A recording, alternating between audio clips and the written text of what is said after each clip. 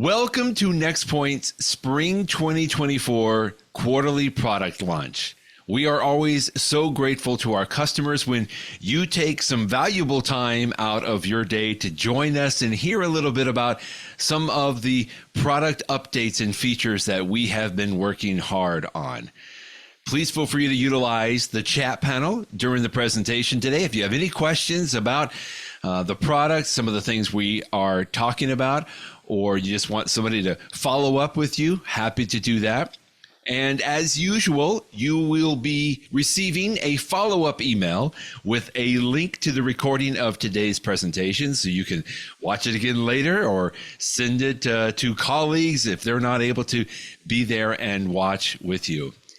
We're actually going to start off today with a few words from one of our fantastic Nextpoint customers.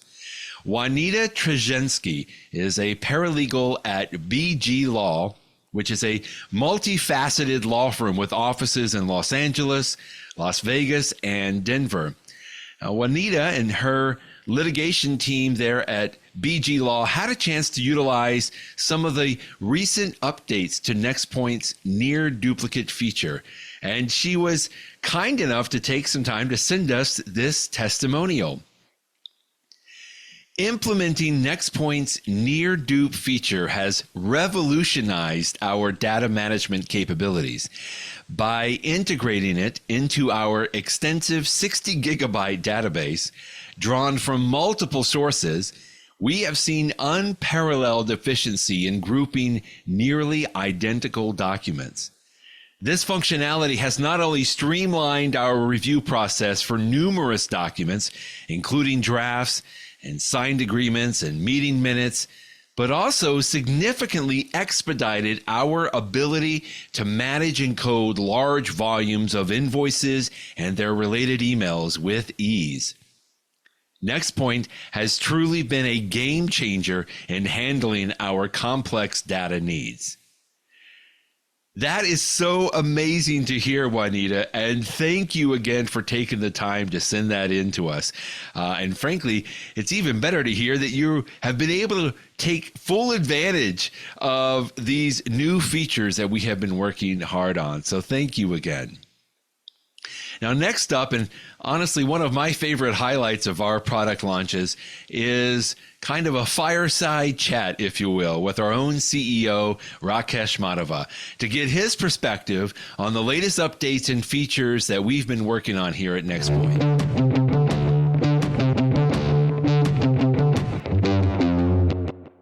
So every quarter, when we want to talk about some of the new product updates and enhancements, we always enjoy taking a few minutes to sit down and get some perspectives from our very own CEO, Rakesh Madhava, otherwise known to us as Rocky. Rocky, it's always good to see you. And one of the things that I always enjoy hearing from you, whether it's in a meeting or whether you're talking with other folks in the industry, is just your bigger vision when it comes to litigation software. Obviously, software has a place and a purpose, but I know you always have a passion and a vision, Rocky, for what it could mean even on a bigger scale. Was hoping you could just share with some of our customers maybe some of the thoughts that you've had coming into some of these product launches that we're going to be hearing about today. Yeah, thanks, Brad. It's always an exciting time here at Nextpoint for our quarterly product launches. And while we're releasing product during the entire quarter, we have product releases coming out, practically on a day-to-day basis, and everything from feature fixes to bug fixes to larger modules. The quarterly product launch is an opportunity for us to kind of, talk about all of those in one place. And I think, the theme on these for this particular product launch is about getting through the data more efficiently. And I think that regardless of where you are in the process, the increasing challenge in litigation is being able to manage extremely large data sets from the point of collections and early case assessment all the way through trial presentation. And so what we're focused on right now is ensuring that we're providing our users with state-of-the-art tools deployed in the cloud that will allow them to surface the data that is the most important to them, and as importantly, not have to deal with the data that is not as relevant to them. Well, let's jump right in with transcripts then, because this is something that I know continues to come up from a lot of customers or folks just today, even Rocky, just searching for good transcript tools we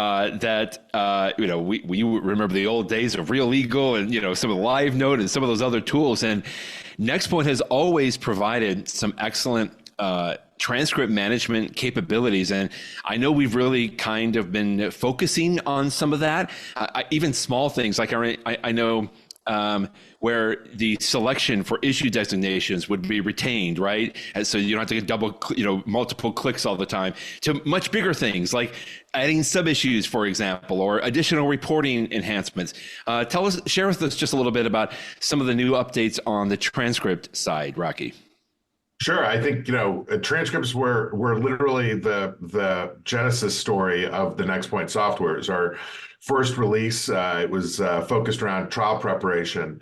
And what we saw immediately was that there was a real need for better collaboration tools and transcripts, right? And so historically, the way people had done it was either a local install piece of software that had their transcripts on it, or, and honestly, most of it was PDFs and manuscripts and using the index, and, it was sort of the equivalent of using the phone book, to go through and find, what the most relevant parts of a deposition were. And so, part of the challenge there with transcripts is to integrate them with the documents, right? Because generally when you're reading a transcript, particularly a civil litigation context, that testimony is going to be around a document that's been shown to the witness. And so, that was kind of like that's kind of how we got started, was that we put up transcripts and people said, hey, that's awesome. Now we need the documents as well. What we found was, because we're a cloud-based multi-tenant solution, there was a particular use case in MDLs, and with very large cases that would have hundreds, if not thousands of transcripts in them. And so we've continued to sort of pursue that as our client base has grown to expand into larger law firms. Larger firms are looking for a cohesive set of tools that they can use to support all their litigations, right? From MDLs all the way through individual cases. So some of those things, particularly in this release, have to do with sub-issues. A lot of these were directly requests from large MDLs, deposition, libraries, the ability to filter by the metadata within the deposition, the issue coding that you mentioned, pulling those through into additional designations to make that process quicker. And so, we're super excited about this. We think that this is what we're hearing from the marketplace, and what we're hearing from our users is that there's a real demand out there for a better solution to manage large sets of depositions. I always enjoy hearing kind of a common theme in there, Rocky, that it's like we have this update because we've heard from so many of our customers, or people have come to us and said, hey, this is great. We love what this is doing, but here's a little tweak. Like, is it possible to get that done? And I know that Nextpoint has always been on the ball, as it were. And the fact that we are cloud-based, just like you've been mentioning, is that we can deploy some of those updates and changes as quickly as necessary. And we know it just makes a lot of our customers happy. So go ahead. There's two pieces of the puzzle to that for us. One is, now that we've been doing it for 15 years and we have thousands of active users and hundreds of organizations on 3 continents using our software, we get a huge volume of information on what people are looking for in terms of workflow enhancements. And so we're never out of things to work on. There's always a backlog of features that folks are requesting. I think the second part of that we tend to forget, now that we're sort of deeper into our cloud journey, is the advantage of being able to deploy that in directly into people's applications, so that every time people log into Nextpoint, they get the freshest, most recent version of the application. Like, we don't assign version numbers, the way folks used to, in terms of waiting for an update and waiting for a version update, or is it a minor version, is it a major version? We just release it. We just put it out. We put it out in the code, and it's available to all of the users who have purchased those particular software modules from us. Well, let's move quickly then to the document side. There's been some pretty significant updates. Again, I think in response to a lot of the things that people are asking about, things like auto redactions, or just having some additional redaction capabilities in there. And another big one is similarity scoring, or some people would call that near dupe or something like that. Just additional tools like you're talking about to help get through some of these massive collections of documents. What are the things that you're most excited about on the document review side? Yeah, I mean, they're AI.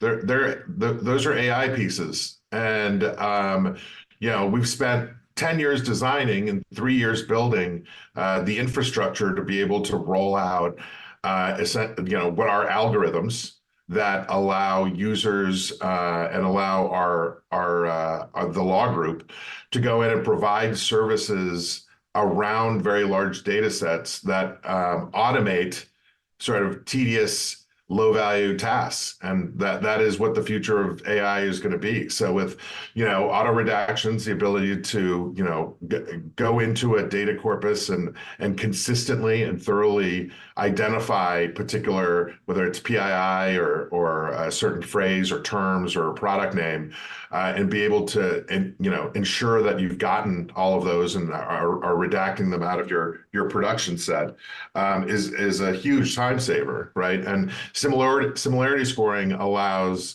folks to do things around, double checking their privilege screens, right?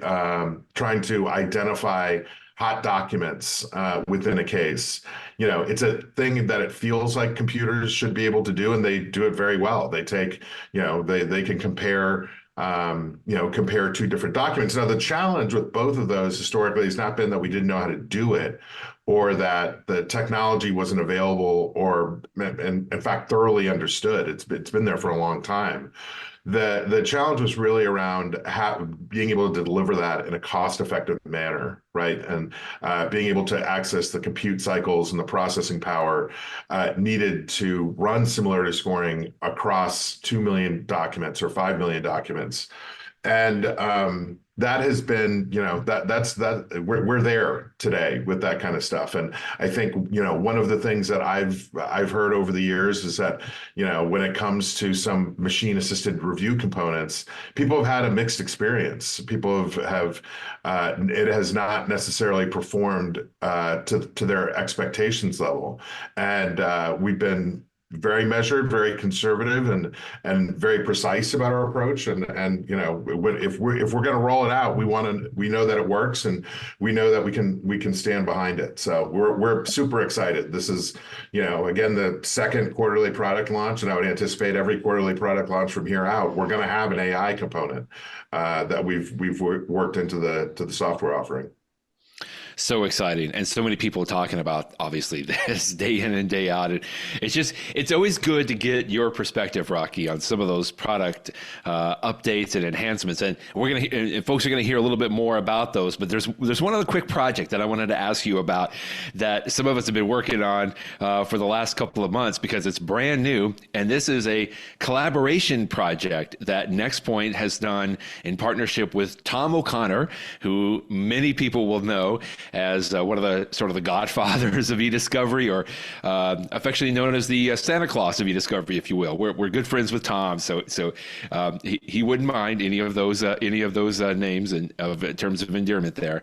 But Tom, many years ago, wrote a book called E-Discovery for the Rest of Us, because just like what you're talking about, Rocky, he had a desire to help sort of even mid-sized and small firms that were sort of overlooked sometimes by some of the tools.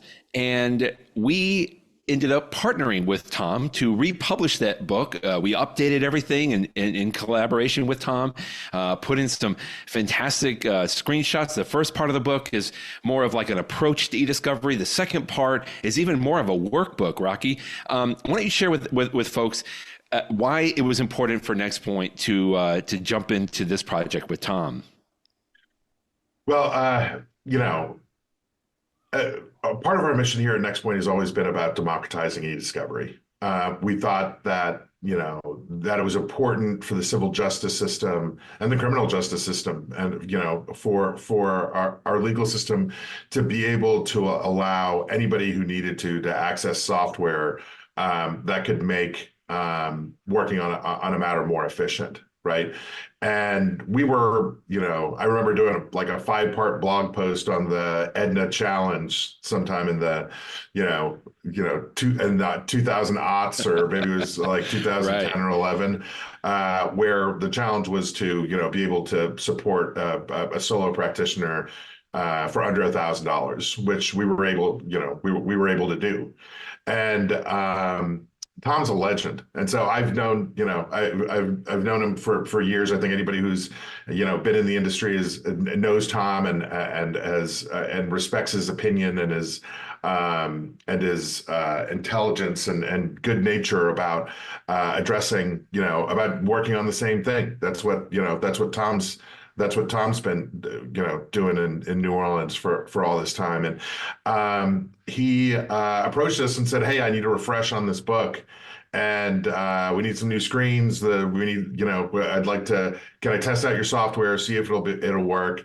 That part all worked out great, and Tom was like, "Let's go for it." And so, we wanted to deliver something of high value to the industry, right? For people to be able to have access, to in plain and simple language, a direct guide on how to perform e-discovery. And so we're super excited about the book. We released it at Legal Week this year in New York. Had a book signing party, and we've got it on Amazon now, and the response from the marketplace has been terrific. It's been, really gratifying for us to feel like, even if you don't use our software, that you can still access these critical pieces of information and best practices on how to do contemporary e-discovery. I see a copy on your bookshelf right exactly. over your shoulder there, Rocky. Yeah, but just quickly, I was just going to say that's what is exciting to me. There you go. Is the response we've heard from so many folks that have just said thank you for providing, even I call it more of a workbook, because it really does show people how to kind of do the step by step. They can keep it on their desk. They can reference it whenever they need to, and just seeing folks respond to it that way has really just been very encouraging. And we had a lot of fun at Legal Week, kind of announcing it and kind of letting it out of the gate, as it were. And it's just going to be exciting to see where it goes. And we're hopeful that we'll have a link for folks to sign up and see if they can get their copy as well. So I'm glad that's been happening. Well, part of it is, for us, has been, despite being cloud-based and being digital, I think one of the things that we've really come to appreciate about this is the tactile nature of a book. Books are cool. People like books. That's true. And it's a little bit, it refers a little bit back to the Edward Tufte used to have this thing about how high fidelity print was versus, pixels on a screen. And the ability to physically be able to page through something back and forth, move through it non-linearly, not just clicking around on screens, but to have something that can sit next to a screen and can be useful is really neat. It's fun. That's so great. Stay tuned, everyone. You've heard it from Rocky himself. Just some of the exciting things coming down the pipe. Always enjoy talking with you, Rocky. Thanks for your time.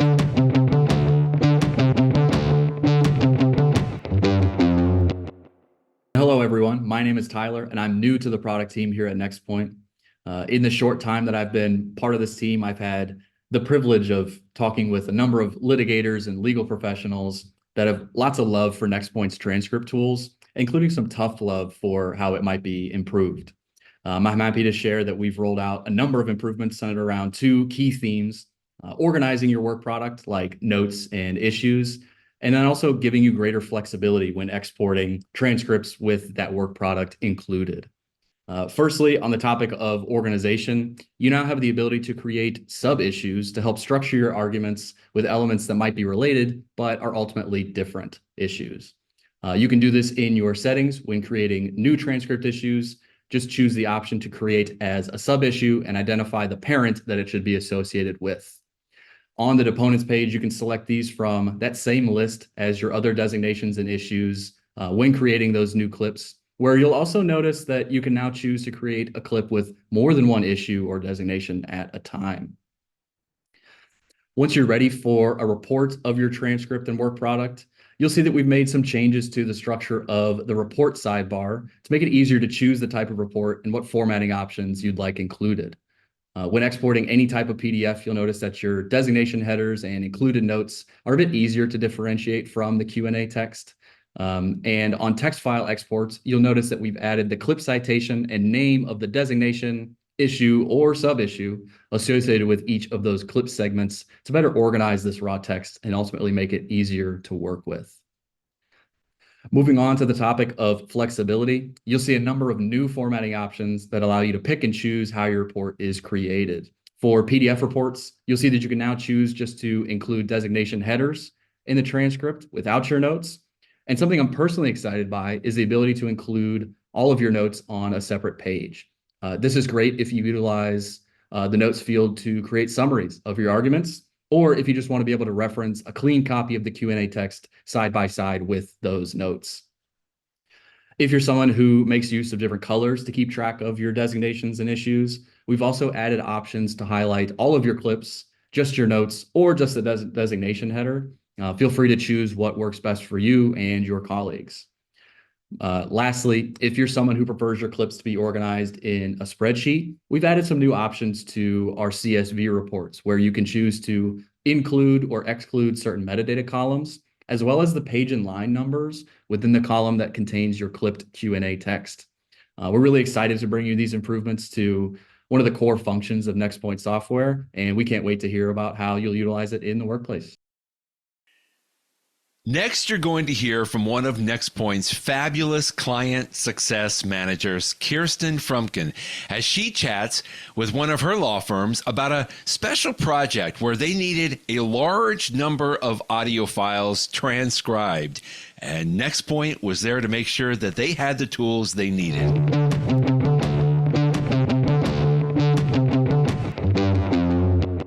Hi, everyone. My name is Kirsten Frumkin, and I sit on Nextpoint's client success team, meaning that I am kind of the quarterback or account rep for all of our subscription clients who come to Nextpoint and use Nextpoint for all things e-discovery.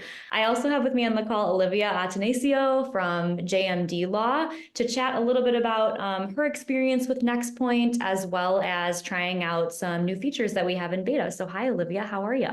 Good. How are you? Good. Thank you so much for joining us. So just to give everyone listening like a little bit of context, can you tell us maybe just really high level why the firm decided to come to Nextpoint? Yeah, so I think our initial team that kind of does the e-discovery and stuff was looking for a new program. The program that we have now is not the most user-friendly and does not have the most timely customer feedback or support team, and we kind of need that, especially in some of our divisions. Our civil litigation does high volume document productions or complex cases, and we need somebody to be able to respond and get back to us relatively quickly, and it can process very large amounts of documents at one time. And I think that's kind of why we made the switch, as well as for customer service. I know that when I started working with Nextpoint, I will send you guys an email, and then like 5 minutes later, someone responds, which is unheard of with our past software. So it's been quite a nice change. That's great to hear. Yeah, it's, there's a lot of things that come into mind when you're making a decision about what provider to move forward with, but it's not just one thing. It's not just the software, not just the functionality, it's the people as well. So it's nice to hear that you guys feel supported as you've been onboarding and using Nextpoint. It's great. Another question I have for you is that I know recently we were able to work together because you had some audio and video files that you wanted to test what we call transcription on. So transcription, not to be confused with transcripts, but transcription kind of in the industry is the ability for a software to be able to transcribe audio or video files and then create like a text file. So if you're just having to listen as like a reviewer or someone on a case team to long audio or video files, it's nice to have that text file that you can actually search on and look through. So I know that transcription is currently in beta, but if you wanted to share a little bit about your experience testing it out on some of your files and maybe even why it would be useful for someone that has a practice area like yours, that would be great to hear. Yeah, so I do a lot of, I'm a civil litigation paralegal, so we cover a gambit of cases. And in particular, we had one case recently where a client had a number of audio recordings, and they were anywhere from 30 seconds to 3 minutes.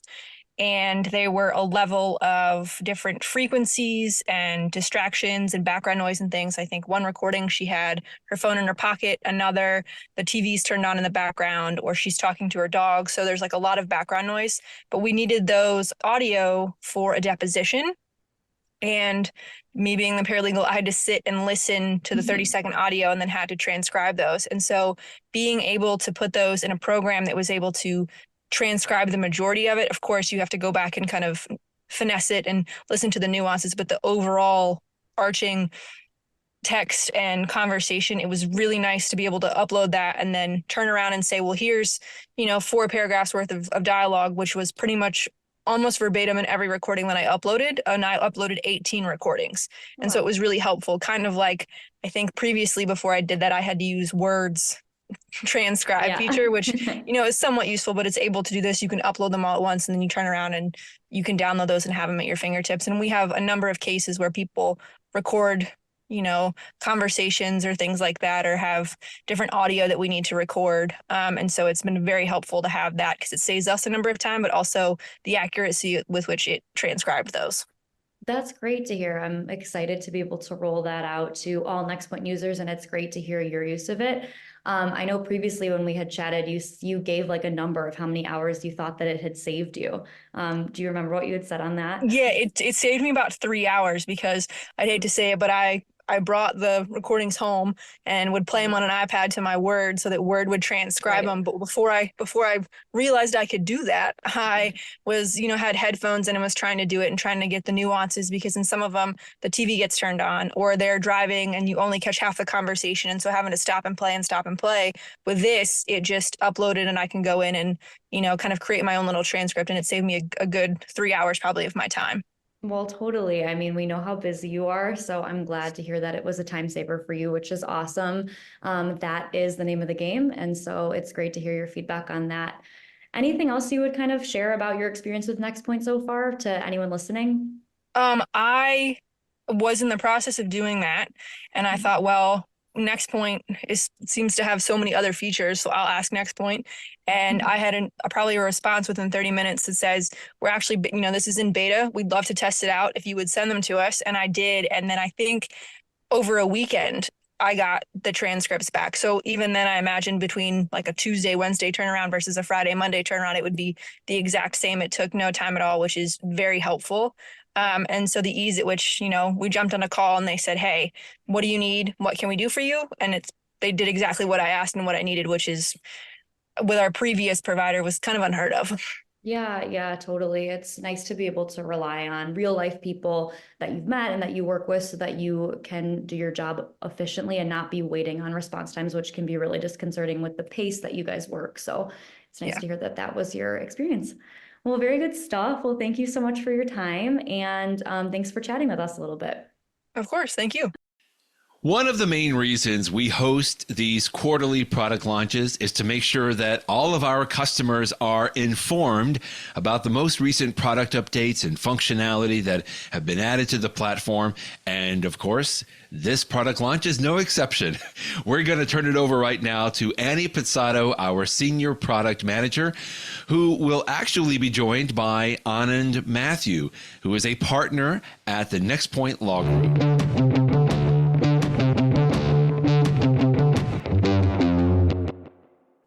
Thanks, Brett. Brett, and hi everyone. Thank you so much for joining us today. We are thrilled to outline some of our upcoming and recent releases that will be available to you starting today. So we're going to start today with similarity scoring. And, I want to start a little bit with outlining like what were the challenges that we were looking to overcome when we kind of came to the conclusion that similarity scoring was needed. So, we look at cases like construction litigation, where, typically the same documents are produced by so many defendants oftentimes with different baits. They're coming from the plaintiff themselves and they have the native version. They're comparing that to all of these different versions that are being produced to them by the varying defendants, and they all have different Bates numbers. And so while they're not the same document, and those construction firms need to maintain all versions of that document, they want to know that maybe they're related. And historically, we were talking to some of our users as we were navigating this challenge space. And, historically, they noted that they have been reviewing those productions as they're coming in and tagging those documents as near duplicates, just with a custom tag, relying solely on their intuition or memory that like, hey, I've seen this before. And I'm sure some of you watching this today have experienced that yourselves, where you're kind of navigating a series of documents that have maybe been produced to you, and something looks really familiar, but you're not sure if it's exactly the same as something you've seen before, or maybe it's a little bit different. Similarly, in MDLs, speaking with a lot of our users there are multiple firms, multiple cases, multiple deponents spanning multiple years. You get the point, lots of multiples.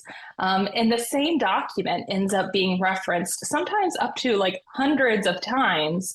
And maybe even like going into those multiple depositions, they get a new exhibit number each time. Again, different document, it needs to be maintained that it was exhibit 3 to this deposition and exhibit 7 to that deposition. But when you're going through and navigating what becomes kind of your key set of evidence, you want to know and reduce some of that mental overhead of remembering that document, that piece of evidence has been introduced in these 16 different depositions, so that you can start to get that kind of single source of truth. We know it's cumbersome and difficult to track all of that. I mentioned like the mental overhead that comes along with that. So we wanted to speak to some of that challenge point, and enter near duplicate analysis, leveraging similarity scoring. So we have been working with the data scientist and team to develop our state-of-the-art algorithm for text similarity at a large scale. So we talk about like the volume of documents and evidence that is coming into play. And our similarity scoring technology is designed to sift through these vast amounts of content and spot documents that are almost the same, but not quite.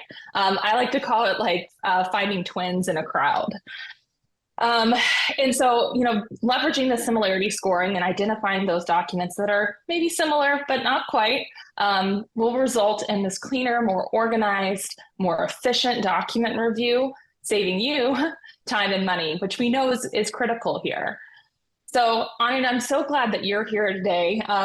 You've been through this, I'm sure, in your days as an attorney, that in that document review, coming across those documents that you're like, have I seen this before? I'd love to get, your take on some ways that you might see something like similarity scoring being beneficial to your practice. Yeah, sure. Thanks for having me on. I think this is such a valuable tool to use in a lot of different scenarios. Like you said, when you have multiple parties in a case, everybody is producing their documents, and there will always be sort of a core set of documents that everybody has, that, the documents that are central to the dispute. So I have them, I'm producing them to the other side is producing them. If you have 3 or 4 parties, everybody's producing those same documents, and you don't want to have to go through and review the same document 50 times. It's much easier you've already done the work of looking at the document once. When you're perhaps reviewing it from your client, you've made all your notes on it and your work product.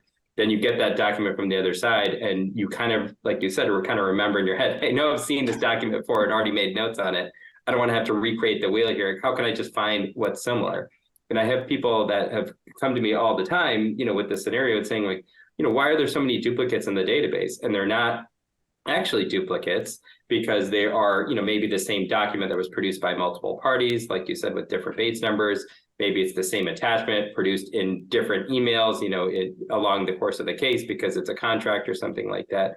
And so they wouldn't be identified as exact duplicates because they're not, but they could be identified as near duplicates. And if you've done that work of already doing your coding and putting in the work product for that original document, having that near duplicate scoring to be able to quickly find where are all these other very similar documents in the database is just so useful. Another scenario where I've seen this come up a lot is where you have hard copy documents and electronic documents that are in a case. I remember I had a case where one of my clients, they would write these memos, these electronic memos, in Word. And then they would, if it was an important memo, they would print it off and put it in the file. So then when it came to time for discovery, we had to collect all of those electronic documents from their computer system, the electronic versions of those memos. But then we also had to scan their hard copy file and produce both, right? And we were basically doing everything twice because we would code the electronic version and then we would have to code the hard copy version. And just even trying to match those up to say, to group them together was a really difficult challenge. And that's another really great use for near dupe, where those would not be considered identical, exact duplicates in the system because one's an electronic version and one is a hard copy version. But you could group them together and look at them together, which is naturally how you would want to look at them. And then, like you said, I think it comes in really handy for deposition prep and especially trial prep.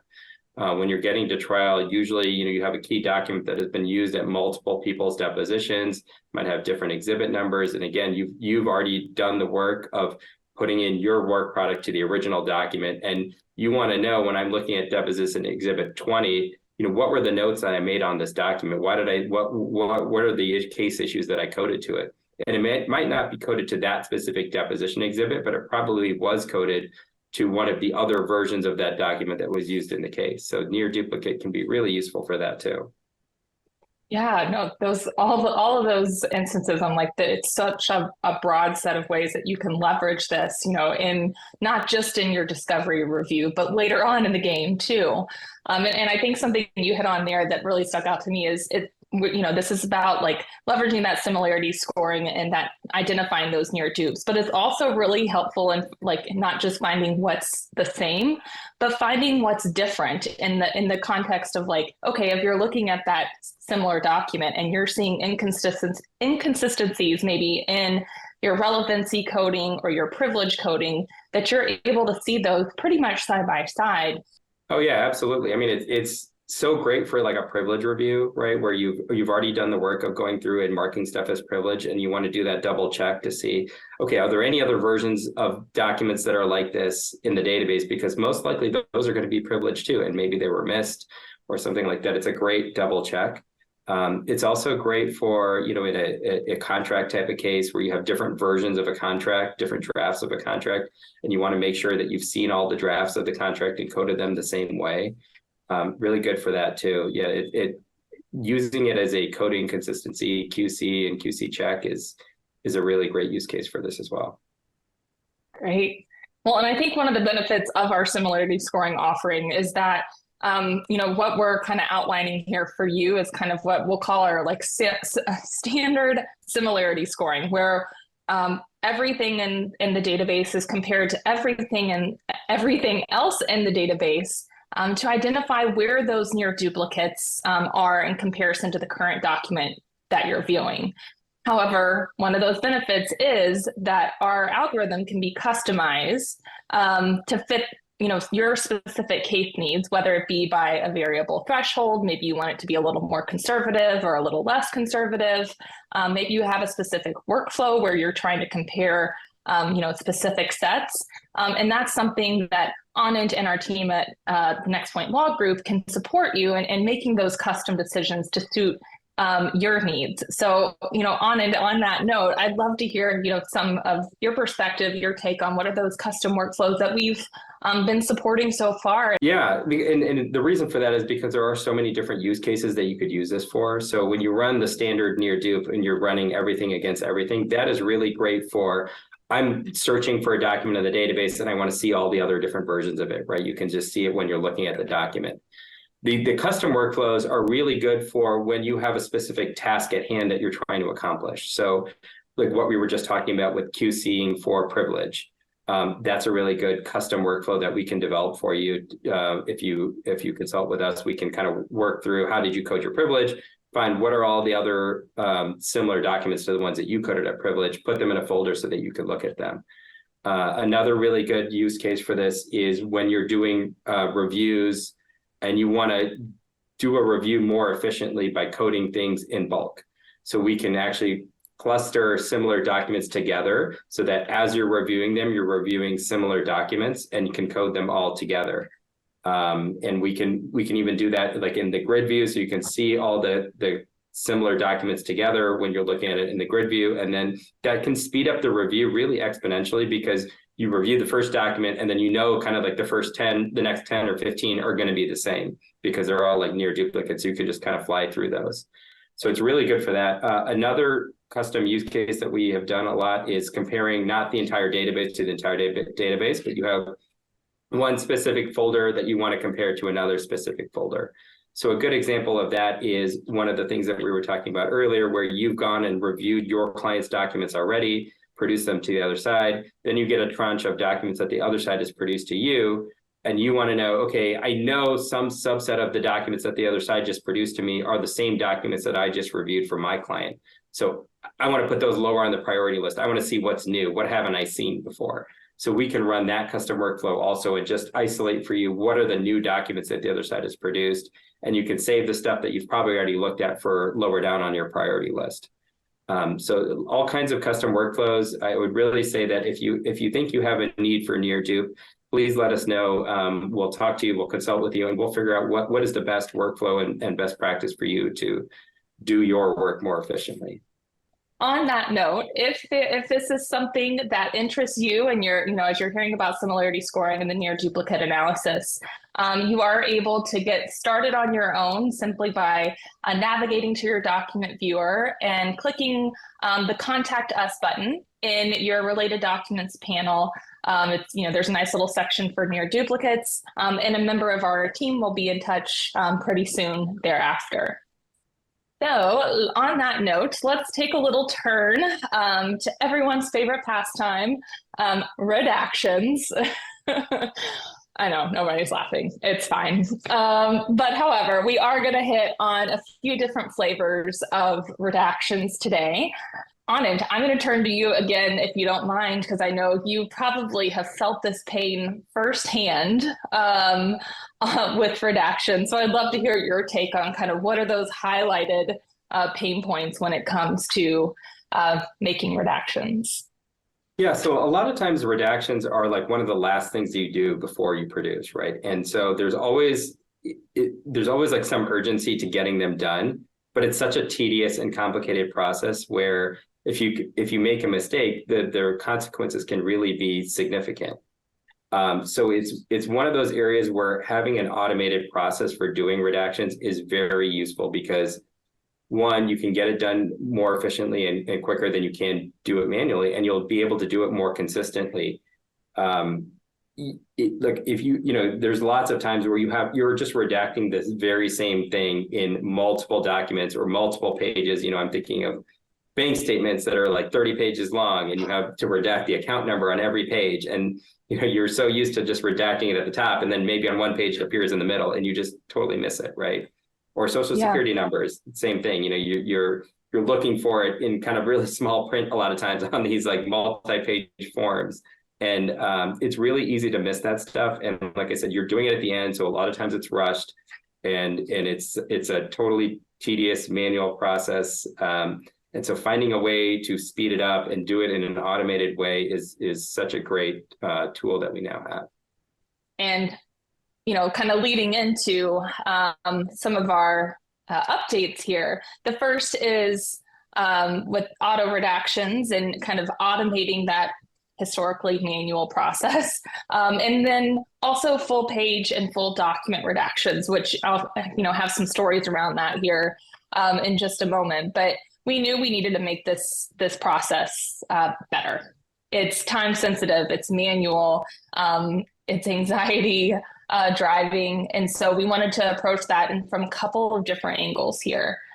So full page and full document redactions are now offered in your image markups toolkit. So where you go to make all of your kind of day-to-day redactions, if you will, there is an opportunity now to redact full pages and or a range of pages in a given document. So if you have that 1,000-page document and you need to redact everything except pages 1 and 2, that is going to be available now. And I'll expand on a couple of use cases we've seen here in just a minute. And then the second piece here is the auto redactions of terms, phrases, and PII patterns in bulk. So we'll offer this opportunity for you to submit a list of terms, phrases, or those PII patterns. And our auto redaction technology will go and find those terms and PII patterns and apply those redactions across your designated document universe in one swoop. So all of that tedious nature of going through page by page and hoping that you captured everything can now be handled in a more automated fashion. No manual redactions required, if you will. I hit on the PII patterns there, and I think a piece of this is PII detection for right now a particular set of PII patterns that we can certainly expand on as we start to understand what are those core patterns that users need to address more frequently. So out of the gate, we'll be able to find and redact email patterns, social security numbers, TIN, EIN, those employment identification numbers, and previously the TIN, the taxpayer identification number, and phone number patterns. So maybe especially with social security numbers, making sure that you captured those and seeing those maybe more frequently, that you don't have to know the specific pattern. You can input, I want you to go and find every social security number pattern and redact that in that auto redaction process. So we're going to share a couple of examples here. And on it, I would love to get, again, your take on where do you see something like auto redactions making a big impact on review workflows? Yeah, I mean, definitely with PII, there's a lot of courts that require all social security numbers and PII to be redacted before you have a public filing. So again, like if you're violating this, you can get in trouble with the court. So reducing that anxiety by being able to auto detect those is a huge deal, right? It's one thing to sort of know your client's maybe social security number and be able to search for it and make sure you redact all the documents. But being able to just automatically do that, so if there are other social security numbers that you weren't searching for, that you weren't aware of, that it can just automatically find is a really great safety net for you, so that you are not hunting and pecking for every social security number and making sure that you didn't miss any. I would say that we were talking about the privilege review earlier. The redactions of being able to put in phrases is really useful for that also. There's a lot of times where only one part of an email communication might be privileged. There might be part of the email communications that's privileged that you might need to redact, but then the rest of it is not. And making sure you find kind of all of the various threads that privileged communication might be in and being able to redact those, that's a great use case for the auto redactions, because that can also be very difficult, right? You may be just looking at the first page of the document and not seeing anything privileged, and the privileged part might be like on page 2 or 3. And you're so used to seeing it on the first page, and then you didn't see it on the third page. And again, that's an area where if you produce that to the other side, then you've just produced privileged information. So being able to just do that automatically and search through where does this phrase appear so that I can make sure it's redacted is really a great time saver and safety net for the attorneys and staff that have to do this. Absolutely. Yeah, and we have, ESI and employment litigation, right, where you're seeing job applications, credit reports, documents with employee names, social security numbers. I mean, the list goes on, right? Or there's medical cases where there's a ton of patient information that is just persisted throughout the document universe. Same with financial cases, right? You mentioned bank records and tax returns earlier. Yeah. Finding all of that kind of those hidden terms and phrases and PII patterns is critical to protecting that privilege, to being compliant. And so hopefully some of these auto redaction opportunities will make it a lot easier and alleviate some of that anxiety. Yeah, totally. Yeah. So, if this is something that interests you, you can get started today by initiating a bulk redaction request right from your Nextpoint database. So whenever you go to make that redaction request, like you see here, I guess under the image markups, you can check that bulk redaction request, and a member of our team will be in touch to kind of work with you to make sure we have all the details of your redactions terms, phrases, and PII patterns. And then it's just a couple of steps on our end to run those auto redactions en masse and deliver back to you. I do want to hit on, we mentioned earlier the full page full document redaction tooling as well. And I don't want that to be missed here, because it is one of those things that, while it might not be specific terms, phrases, patterns, can make a big time saver or make a big difference in time savings when navigating your review. Anand, I think you and I talked about previously, like a patent infringement case, right? Where you might have emails where the entire correspondence is privileged because the lawyer is giving advice about the patent, but the attachment of the email is not privileged. It's just a public patent. So in that case, maybe it was a longer conversation, a longer thread back and forth. It ends up being, 20 pages, let's say, that historically you would need to go through and draw the redaction on each of those 20 pages. And now with something like the full document or full page where you can select a range, you could simply input that and the tooling will take care of it for you and run those redactions across that document en masse. So I'm curious on, briefly, if there's any other instances where you could have seen something like the full page, full document being really beneficial to maybe some of your reviews in the past. Yeah, absolutely. So like in a lot of ESI protocols and really best practices for discovery is to produce families together, right? So to produce a parent with all of its attachments, even if some part of that parent attachment family is privileged. And so what you have had to do in the past to keep that full family together is, let's say you have an email that is privileged, but the attachment is not privileged. Like you said, you have to go through every page of the email and manually redact it. Or vice versa, if you have an email if you have like an email where part of the thread, like we were talking about, is privileged and part of it is not, you have to go through and manually redact, maybe the 10 pages that are privileged and leave the other 3 pages that are not privileged. And it is a very tedious process to go through page by page and page, especially if you have very lengthy documents or these documents appear multiple times in the database to be able to do that. So to be able to produce the full family so that you're compliant with your ESI order, compliant with best practices in e-discovery, you're producing the full family, but you can just full page redact or entire document redact the items from that family that you don't need to produce is a big time saver because it saves you from that manual kind of tedious process of redacting just page by page, especially in lengthy documents. Yeah, absolutely. And I think the list could probably go on and on for all of these kind of solutions that we're delivering to our users' doorstep today. But, Anand, thank you so much for taking the time to chat with me a little bit today and share your experiences. It's invaluable to kind of explaining, the history of these challenge spaces and how we're hopefully resolving some of that anxiety, saving some time, saving, costs and delivering greater efficiency for our users. Oh, sure. Happy to be here. Yeah. Great. Well, thank you all so much for taking some time with us today. These exciting opportunities are available in your Nextpoint database today. So you'll see kind of that full list. Just to recap in case you forgot or want to come back and reference it. You'll see that full recap here on our slide. And I think with that, Brett, I'm going to pass it back to you. Thanks so much.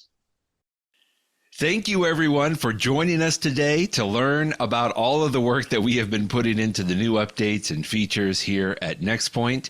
As a reminder, you'll be receiving a follow-up email with more information and a link to the recording of today's presentation in case you want to watch it again or send it along to your colleagues. Of course, that email will have a variety of ways that you can get in touch with us here at Nextpoint. If you have any other questions or need somebody to follow up with you, we're always happy to do that. And lastly, here is a link where you can find out a little bit more about the book that you have heard about today, entitled E-Discovery for the Rest of Us. We've been working on this book for quite a while now with one of the friends of Nextpoint, Tom O'Connor. And you'll get this link in the email, but you can go to nextpoint.com/ediscovery for small law firms and just put a dash in between each of those words. Nextpoint.com/ediscovery for small law firms with a dash in between those words. And you'll find that page has a little bit more information about the book. Even has a little testimonial on there about the book. And of course, it has a link to where you can jump to Amazon and purchase a copy for yourself. We have really been enjoying the feedback we've been getting from the E-Discovery for the Rest of Us book. And we thank everybody for listening about that today. And thanks again for joining us today.